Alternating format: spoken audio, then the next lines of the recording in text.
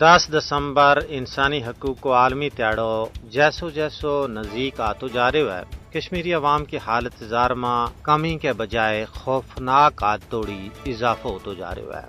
انسانی حقوق کا عالمی تیاڑا کا موقع ور مقبوضہ ریاست جموں کشمیر کی حالت زار انسانیت واسطے ایک سنگین یاد دہانی ہے کہ کس طرح ایک ریاست طاقت کی بنیاد پر ایک مظلوم قوم کا بنیادی حقوق نہ مٹان ور تلی ہوئی ہے۔ مقبوضہ ریاست جموں کشمیر میں محض انسانی حقوق پامال نہیں کیا جا رہا بلکہ انہوں نے فوجی بوٹاں کے ہیٹ چتھے جا رہے ہے۔ اہل کشمیر کی عزت و ناموس نہ بطور ہتھیار استعمال کیے جا رہے ہے۔ مقبوضہ ریاست جموں کشمیر دنیا کو سب تو زیادہ فوجی تعیناتی آڑو خطہ ہے۔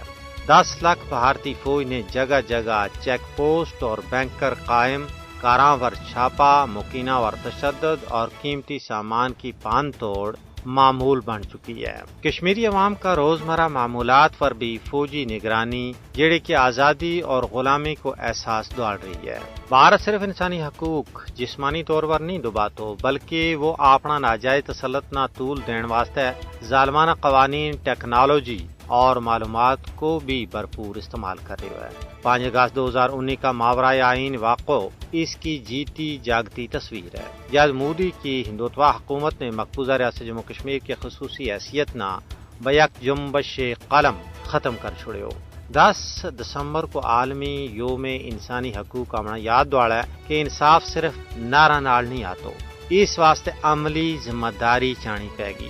مقبوضہ ریاست جموں کشمیر کا عوام دہائیاں تو بنیادی حقوق کی بحالی کا منتظر ہے۔ دنیا اور خصوصاً اقوام متحدہ پر لازم ہے کہ وہ اپنا فرض منصبی نہ نبھاتا ہوا کشمیر میں جاری مظالم نہ رکوان، انصاف دوان اور کشمیری کی آواز سننے واسطے ٹھوس اقدامات کرے۔